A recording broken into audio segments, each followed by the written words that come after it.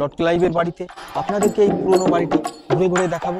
নবাব সিরাজদৌল্লাকে পরাজিত করে বাংলা দখল করে নিয়েছিলেন। কলকাতা শহরটি হলো একটি ঐতিহাসিক শহর এবং এই ঐতিহাসিক শহরে বিভিন্ন রকমের ঐতিহাসিক নিদর্শনগুলো কিন্তু এখানে ওখানে ছড়িয়ে ছিটিয়ে রয়েছে।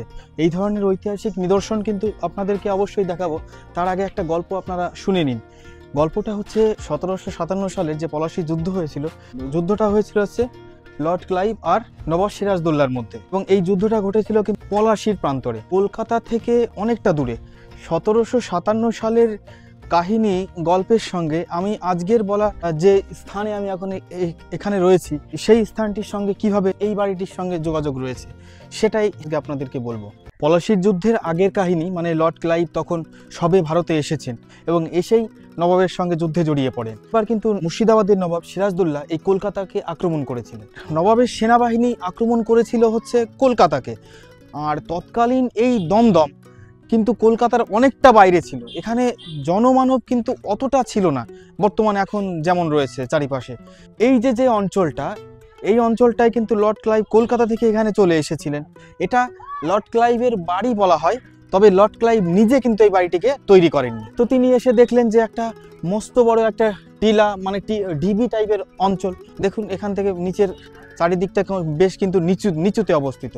তো এই বাড়িটি মানে সেফটি পারপাসের দিক দিয়ে ভাবলেন তিনি যে এই বাড়িটা কিন্তু নবাবের যে সেনাবাহিনী তাদের আক্রমণের হাত থেকে রক্ষা পাওয়ার জন্য এই বাড়িটি কিন্তু অনেক মানে সেফ। যদিও এই বাড়িটি দোতলা, কিন্তু যখন লর্ড ক্লাইভ বাড়িটিতে আশ্রয় নিয়েছিলেন সেই সময়ে এই বাড়িটি ছিল মাত্র একতলা বিশিষ্ট, এবং এর যে আশেপাশে বিল্ডিংটা এত বড় তখন ছিল না। ক্লাইভ কি করলেন, কেনার পরে এই বাড়িটি তিনি মডিফাই করা শুরু করলেন, এবং তিনি এই তখন যে বাড়িটি একতলা বিশিষ্ট ছিল, এবং এই লর্ড ক্লাইভ কিন্তু এই বাড়িটির উপরে আর একটি তলা নির্মাণ করেন এবং আশপাশ দিয়ে কতগুলো রুম তিনি বাড়িয়ে দিয়েছিলেন। তাহলে মনে করুন যে 1757 সাল, আর মুর্শিদাবাদে রয়েছেন নবাব সিরাজদৌল্লা, আর এই বাড়িটিতে রয়েছেন হচ্ছে লর্ড ক্লাইভ। মাঝখানে কিন্তু 200 কিলোমিটারের কাছাকাছি হবে। লর্ড ক্লাইভ কিংবা রবার্ট ক্লাইভ যাই বলুন না কেন, ব্যক্তি কিন্তু সেই একই, যে কিনা পলাশীর যুদ্ধে নবাব সিরাজদৌল্লাকে পরাজিত করে বাংলা দখল করে নিয়েছিলেন। সেই লর্ড ক্লাইভ এই বাড়িতেই থাকতেন, এই বাড়ির সঙ্গে তিনি ওতপ্রোতভাবে জড়িত ছিলেন। এটা সত্যি রোমাঞ্চকর একটা বিষয়। আজকে আমি চলে এসেছি এইখানে লর্ড ক্লাইভের বাড়িতে। আপনাদেরকে এই পুরনো বাড়িটি ঘুরে ঘুরে দেখাবো এবং এই বাড়ির সম্পর্কে যতটুকু জানি আপনাদেরকে জানাবো। এটা হচ্ছে বাড়ির পূর্ব দিকের অংশ। বাড়ি একেবারে পুরো ভগ্নপ্রায় অবস্থা। আমরা জানি পুরনো যে সমস্ত বাড়ি ঘর দুয়ার রয়েছে ইটের, পোড়া ইটের, বিশেষ করে সেই সময়কার ইটগুলি ছিল ছোট এবং চ্যাপ্টা আকৃতির। কাঠের জানালা, দরজা, কাঠের যে অংশগুলো রয়েছে সেটি কিন্তু এখনো প্রায় অক্ষতই রয়েছে। আর এটির সদর ছিল 3 দিক দিয়ে। এই একটা সদর, এই একটা গেট, আর এই দিক দিয়ে গিয়ে ডান দিক দিয়ে আর একটা গেট রয়েছে। আর আমি যে পূর্ব দিকটাতে রয়েছি এর পশ্চিম দিকে কিন্তু আর একটা গেট রয়েছে। এমন একটা ঐতিহাসিক বাড়ি খুঁজে পাবো এটা আমি কিন্তু আশা করিনি। সেই সময়ে ভারতবর্ষের ইতিহাসকে পাল্টে যিনি দিয়েছিলেন সেই লর্ড ক্লাইভ, সেই লর্ড ক্লাইভেরই বাসস্থান বা লর্ড ক্লাইভেরই বাড়ি আমি দেখতে পাবো, আমি এটা মানে ভাবিও নি। এই জন্যই বলি কলকাতা হচ্ছে ঐতিহাসিক শহর। আমরা বাঙালিরা কি করি যে ঐতিহাসিক যে নিদর্শন, ঐতিহাসিক স্থানগুলো দেখতে আমরা বাংলা ছেড়ে কিন্তু বিভিন্ন জায়গায়, কলকাতা ছেড়ে বাইরের স্টেটে, যেমন রাজস্থান, মধ্যপ্রদেশ, এই সমস্ত স্টেটে কিন্তু গিয়ে থাকি। অ্যাকচুয়ালি কলকাতায় যে এত ঐতিহাসিক নিদর্শন রয়েছে, অলিতে গলিতে সব জায়গায় কিন্তু ঐতিহাসিক নিদর্শন রয়েছে, এই কথাটা কিন্তু আমাদের মাথা থেকে প্রায় বেরিয়েই যায়। সার্ভে অফ ইন্ডিয়ার সাইনবোর্ড দেওয়া রয়েছে 1757 সালে রবার্ট ক্লাইভ পলাশীর যুদ্ধে জয়লাভ করার পর যেখানে পর্তুগিজ বা ডাচ কারখানা ছিল সেইখানে এই সৌধটি নির্মাণ করেন বলে কথিত আছে। এই সৌধটি প্রাচ্য ও জর্জিয়ান নকশার একটি সুন্দর মিশ্রণকে প্রতিফলিত করে।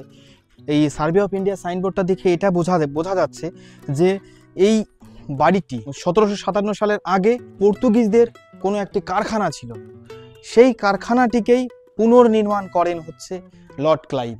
বাড়িটিতে দেখুন এখানে একটা বাঁশের গেট করা আছে এবং সেই গেটে তালা ঝোলানো আছে, ঢুকতে দেওয়া হয় না কাউকে।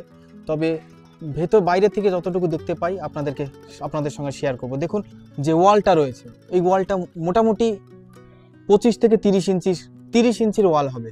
আর ওই যে ছাদ দেখুন, ছাদগুলো হচ্ছে যে বিমগুলো দেওয়া রয়েছে ওটা হচ্ছে একেবারে কাঠের তৈরি বিম। লর্ড ক্লাইভ তিনি এই বাড়িটিকে পুনর্নির্মাণ করে আশেপাশে যে সমস্ত অঞ্চল রয়েছে এই অঞ্চলগুলোকেও তিনি কিন্তু সাজিয়েছিলেন এবং সুসজ্জিত করেছিলেন।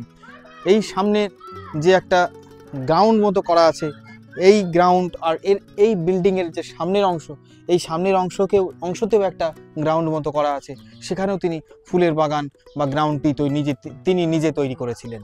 আমরা নবাব সিরাজদৌল্লা বা মির্জাফর সম্পর্কে কিন্তু অনেক পড়েছি, অনেক শুনেছি, অনেক জেনেছি এবং এই রবার্ট ক্লাইভ সম্পর্কেও কিন্তু অনেক পড়েছি।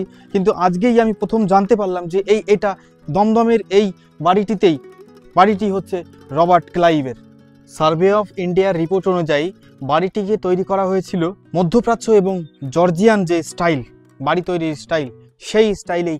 আচ্ছা দেখুন, সরু গলির ভেতর দিয়ে কিন্তু আমরা বাড়ি থেকে বেরোবো। এই যে জানলাগুলো কাঠের জানলা, কি কাঠ তবে জানি না, তবে একদম পুরো মনে হচ্ছে যেন অক্ষত রয়েছে। বাড়ির পশ্চিম দিকের গেট, এইদিকেও ছোট এই যে ওঠার সিঁড়ি, ওটাও একটা ওঠার সিঁড়ি। পশ্চিম দিকের দুটো দরজা রয়েছে, তার মানে বাড়ির মেন রাস্তাটা হচ্ছে বাড়িটির উত্তর দিকে। বাড়িটির ভেতরে যদি যাওয়া যেত আমি তাহলে অবশ্যই আপনাদেরকে দেখাতাম ভেতরে পরিস্থিতি কিভাবে রয়েছে। এখানে এসে কিছু স্থানীয় লোকের সঙ্গে কথা বললাম যে বাড়িটি কার কিংবা বাড়ি সম্পর্কে কিছু জানেন কিনা। অবাক করা বিষয়, এই বাড়ি সম্পর্কে কিন্তু স্থানীয় যে সমস্ত লোকজন রয়েছে অনেকেই কিন্তু কিছুই জানে না। কেউ হয়তো বলছেন যে এটা নবাব সিরাজদৌল্লার বাড়ি, কেউ বলছে অতি পুরনো বাড়ি, কিন্তু এক্স্যাক্টলি যে কার বাড়ি সেটা কিন্তু কেউই জানেন না। একটা খেলার মাঠ, আর এই যে এখান থেকে দেখুন বাড়িটা হচ্ছে অনেকটা উঁচুতে অবস্থিত। किसने सुना रॉबर्ट क्लाइव का नाम? पढ़ा है हमने सुना है। सबने पढ़ा? हाँ सुने ना, सबने पढ़ा। हाँ। तो रॉबर्ट क्लाइव क्या क्या क्या थे उस टाइम में, पता है? गवर्नर जनरल थे ब्रिटिश एम्पायर के। हाँ, ब्रिटिश एम्पायर के गवर्नर। उस टाइम जनरल नहीं हुआ था, गवर्नर सिर्फ गवर्नर था। 17 साल के जब थे तब आए थे बहुत इंडिया में। बहुत कुछ जानते हो। चैनल का डुअल सिस्टम इन्वेंट किया था। हाँ डुअल सिस्टम ऑफ एडमिनिस्ट्रेशन। हाँ, वो डुअल एडमिनिस्ट्रेशन को चालू किए थे। हाँ, लेकिन वो लॉस में था ना, उसके बाद बंद हो गया। उसके बाद आया I think Washington, Lord Washington. बहुत बहुत अच्छा जानते हो, बहुत। বয়স্করা কিন্তু এই বাড়ির ইতিহাস সম্পর্কে না জানলেও এলাকার যে সমস্ত কচিকাঁচা রয়েছে তারা কিন্তু এই বাড়ির ইতিহাস সম্পর্কে পুরোপুরি মানে ওয়াকিবহল রয়েছে এবং বাড়িটি যে লর্ড ক্লাইভের সেই ব্যাপারেও পুরোপুরি তাদের সম্পূর্ণ জ্ঞান রয়েছে এবং লর্ড ক্লাইভ সম্পর্কে যাবতীয় যে সমস্ত ঐতিহাসিক ঘটনা তাদের কিন্তু একেবারে নখদর্পণে রয়েছে।